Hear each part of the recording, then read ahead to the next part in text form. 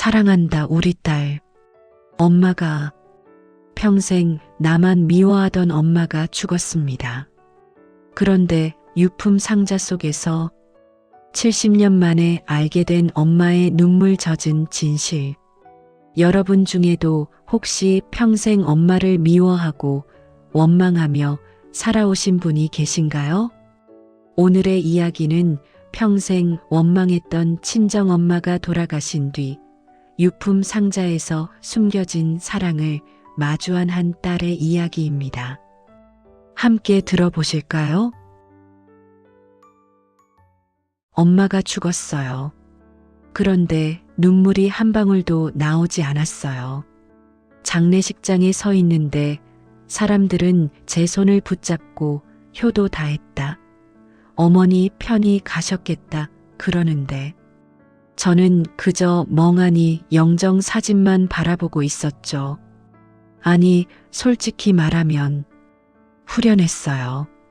이제 끝났구나. 이 지긋지긋한 인연 드디어 끝났구나. 그런 생각이 먼저 들었어요.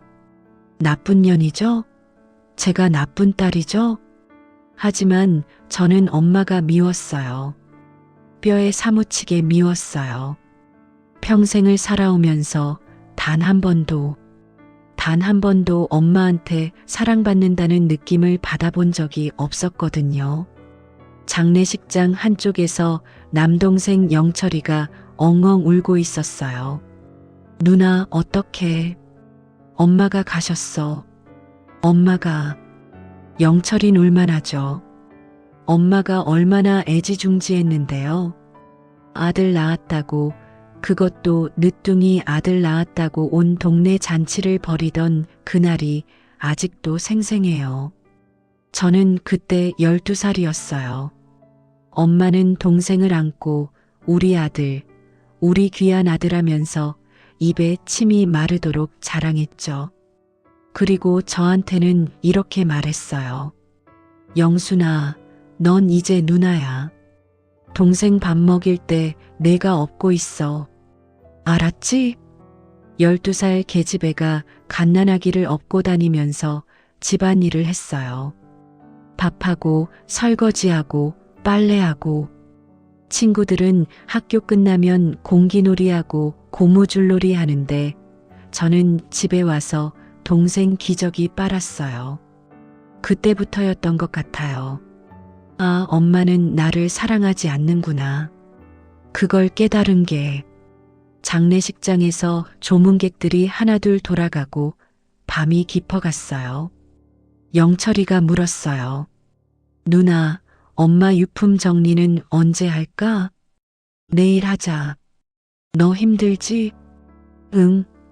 그래도 엄마 물건들 보면 너무 슬플 것 같아.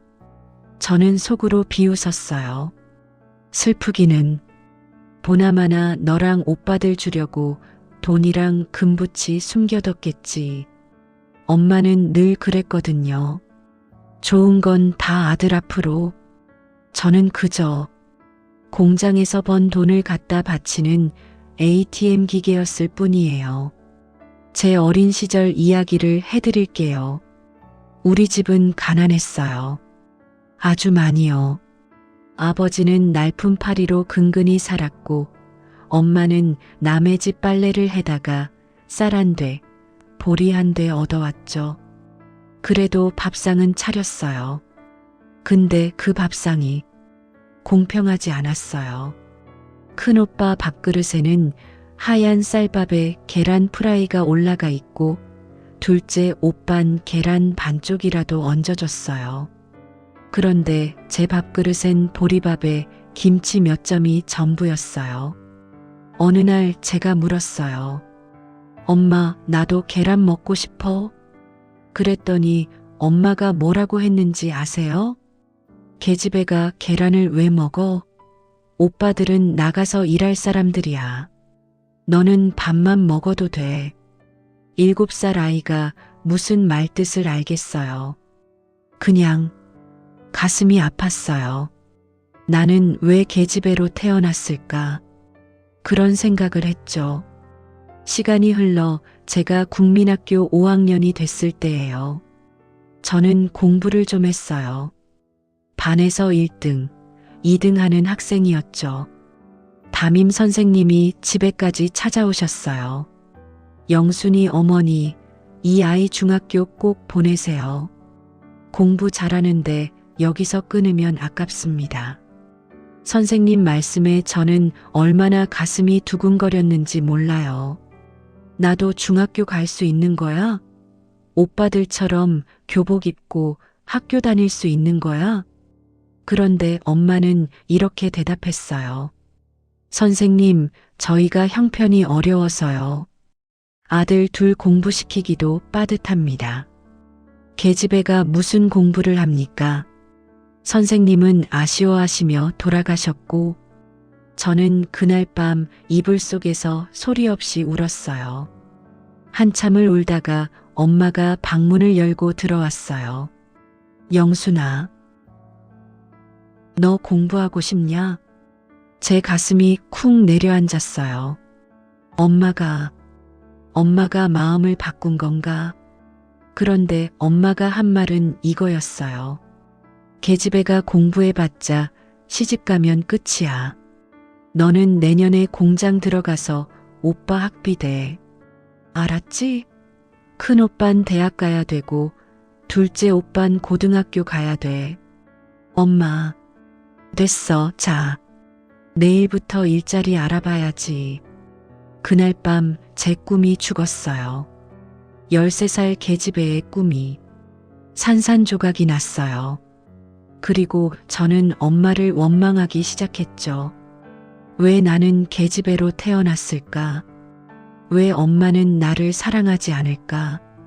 이듬해 봄, 저는 봉제 공장에 취직했어요. 아침 7시에 출근해서 밤 10시에 퇴근하는 생활. 미싱 돌리는 소리에 귀가 멍멍하고 실밥 날리는 공기에 목이 칼칼했어요. 손가락은 늘 바늘에 찔려서 반창고 투성이었죠. 그렇게 번 돈을 매달 엄마한테 갖다 바쳤어요. 봉투째로요. 엄마, 이번 달 월급이요. 그래, 고생했다. 오빠들 학비에 보탤게. 단 한 번도 고생했다, 영순아. 이거 가지고 맛있는 거 사 먹어라, 그런 말이 없었어요. 그냥 받아서 호주머니에 넣고 끝이었어요. 친구들은 저보다 어린 나이에 학교 다니고 예쁜 옷 입고 친구들이랑 떡볶이 먹으러 다니는데 저는 낡은 작업복 입고 공장에서 미싱만 돌렸어요. 그러던 어느 날이었어요. 공장 선배 언니가 물었어요. 영순아, 너 돈 얼마나 모았어? 모으긴요. 다 집에 갖다 바쳐요. 뭐? 너 한 푼도 안 남겨? 네. 엄마가 오빠들 학비에 쓴다고. 언니가 어이없다는 듯이 웃었어요. 야, 정신 차려. 너도 내 미래 준비해야지. 시집 갈 때 빈손으로 갈래? 그제서야 정신이 번쩍 들었어요. 맞아. 나도 언젠간 시집을 가야 하는데. 그날부터 저는 몰래 돈을 모으기 시작했어요. 월급 봉투에서 10,000원씩 빼돌려서 제 통장에 넣었죠. 그게 들통났어요. 엄마가 제 방을 뒤지다가 통장을 발견한 거예요. 이게 뭐야? 엄마, 그건 내가 지금 집에 돈을 안 갖다 바치고 따로 모으고 있었어? 이 배은망덕한 년아. 딱! 엄마 손이 제 뺨을 후려쳤어요. 21살 딸년 뺨을 있는 힘껏 때렸어요. 내가 누구 덕에 밥 먹고 사는 줄 알아? 이 집에서 쫓겨나고 싶어? 엄마, 나도 내 미래가 있어요. 미래? 내 미래는 시집 가는 거야. 그것도 우리가 골라주는 대로 가는 거고. 됐어. 이 통장 해지해서 오빠 등록금에 보탤 거야. 싫어요. 그건 제 돈이에요. 뭐, 2년이 지금 그날 저는 엄마와 싸웠어요. 평생 처음으로 엄마한테 소리를 질렀죠. 결국 통장은 빼앗겼고 저는 방에 처박혀서 이틀을 굶었어요. 그때 결심했어요. 이 집에서 나가자. 빨리 시집가서 이 지옥에서 벗어나자. 그리고 실제로 그렇게 했어요. 24살에 중매로 만난 남자와 결혼했죠. 사랑 같은 건 없었어요.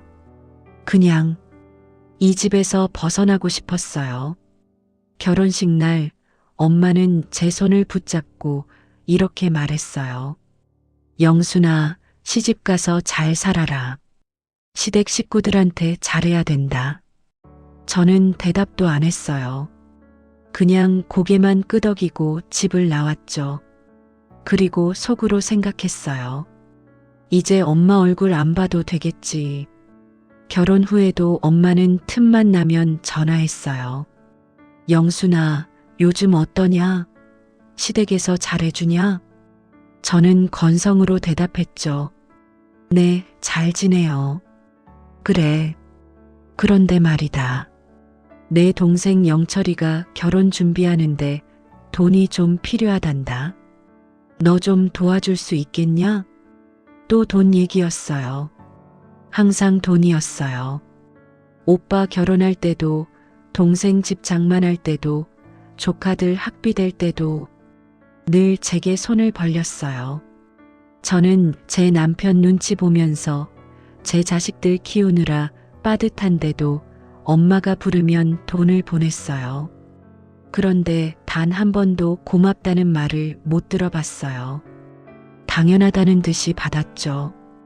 딸이 부모한테 돈 보내는 게 당연한 거 아니냐는 식이었어요. 그러면서 아들한테는 영철아, 너는 돈 보내지 마라. 너희 가정 꾸리기도 바쁘잖아 그랬대요. 제가 그 얘기를 듣고 얼마나 기가 막혔는지 몰라요. 세월이 흘러 엄마가 80을 넘기셨을 때예요. 치매가 오기 시작했어요. 영철이가 전화했어요. 누나, 엄마 요양원 보내야 할 것 같아. 우리 집에서 모실 수가 없어. 그래, 알았어. 비용은 반반 내자. 누나, 미안한데 나는 지금 애들 대학 등록금 때문에 빠듯해. 누나가 좀 더 낼 수 있어? 그래. 결국 저는 요양원 비용의 70%를 부담했어요. 그리고 한 달에 한 번씩 요양원에 면회를 갔죠. 엄마는 저를 알아보지 못했어요. 누구세요? 엄마, 나 영순이야. 영순이. 영순이가 누구야? 가슴이 미어졌어요. 평생 원망했던 엄마였지만 그래도 제 엄마인데 이렇게 절 잊어버리다니. 그런데 영철이가 면회 오면 엄마는 환하게 웃었어요. 아이고, 우리 아들. 왔냐? 엄마, 나 영철이야. 그래, 영철이. 우리 아들. 저는 그 모습을 보면서 또 가슴이 무너졌어요. 엄마는 죽는 순간까지 아들만 기억하는구나. 딸은, 저는 그냥 없는 사람이구나. 그렇게 2년을 더 버티시다가 엄마는 돌아가셨어요. 조용히 잠결에 가셨대요. 장례식장에서 오빠들이 울고, 영철이가 울고, 조카들이 울고, 친척들이 울었지만 저는 눈물이 나지 않았어요. 그냥 공허했어요. 이제 끝났구나. 그것뿐이었어요. 장례식이 끝나고 사흘째 되는 날이었어요.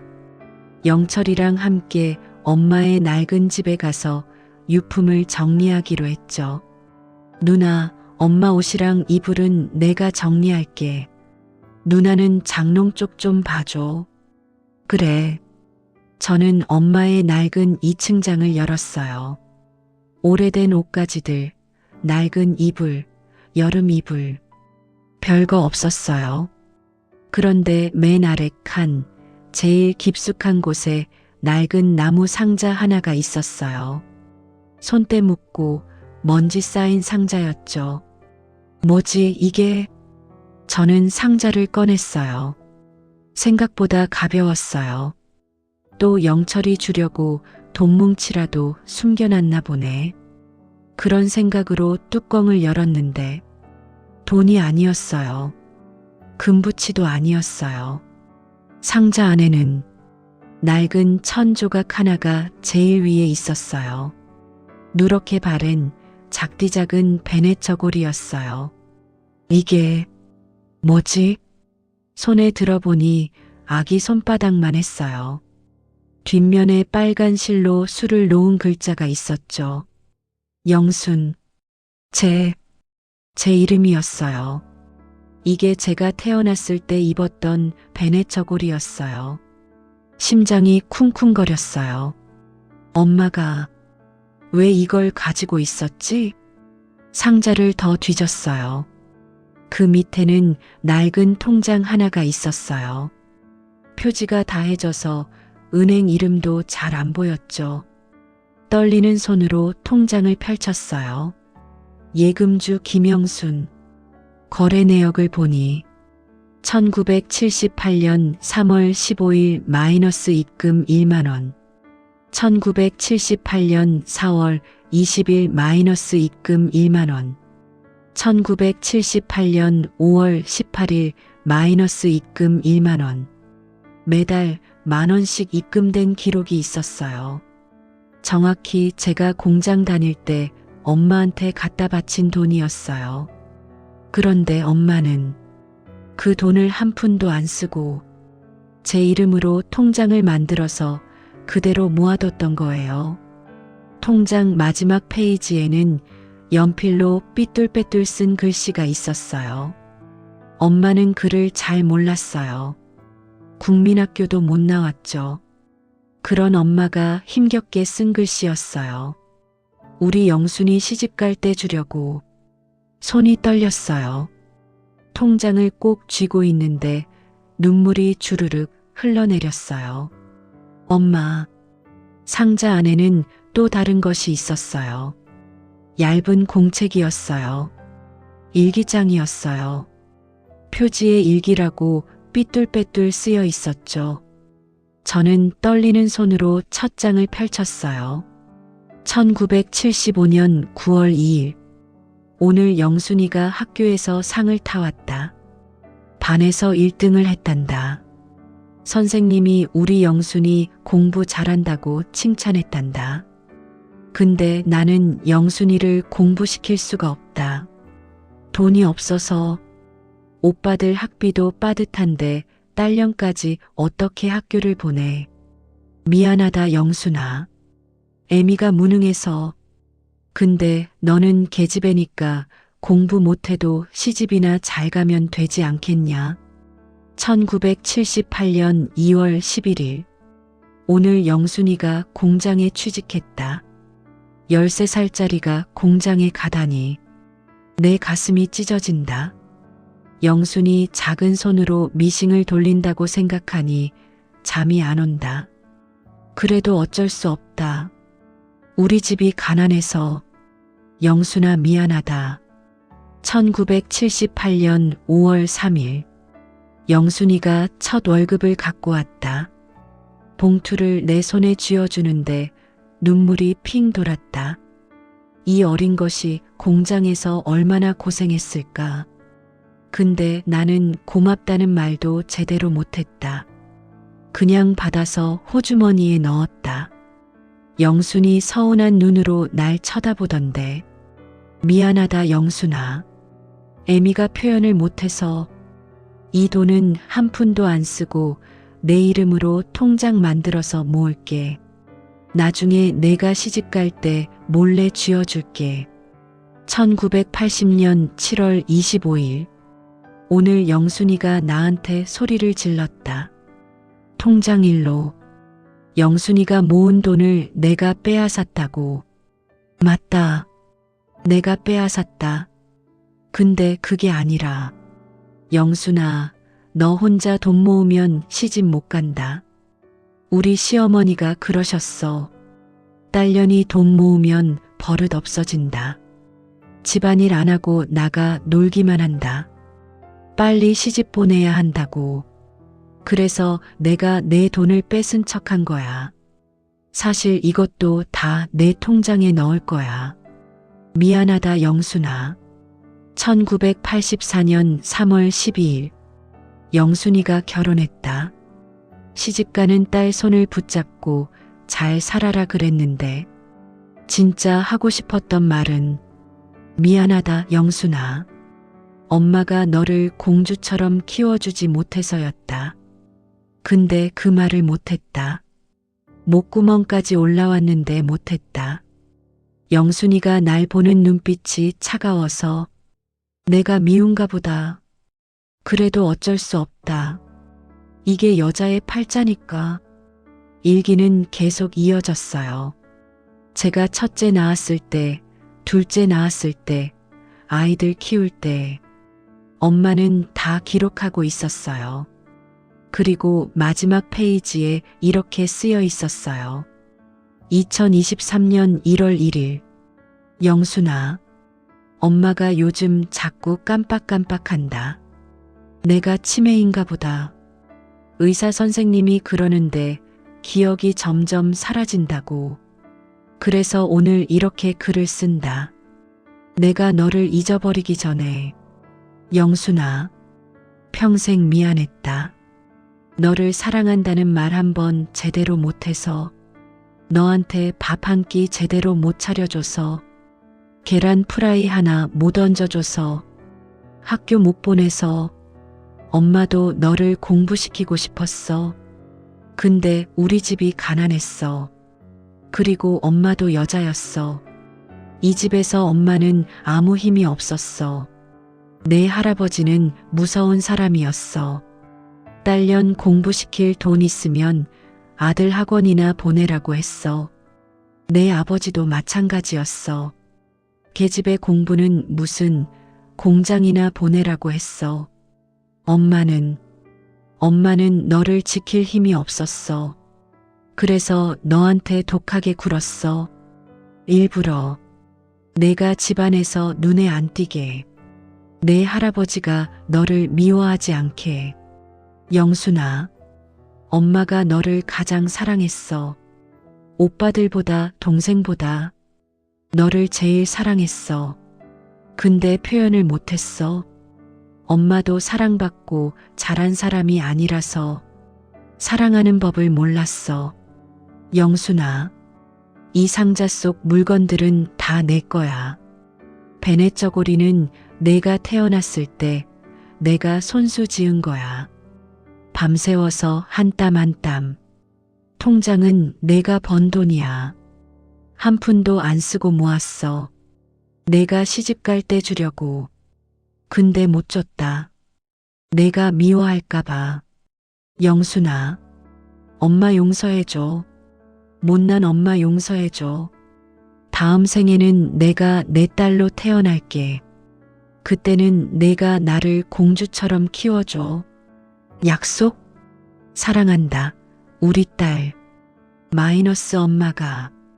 저는 그 자리에서 주저앉았어요.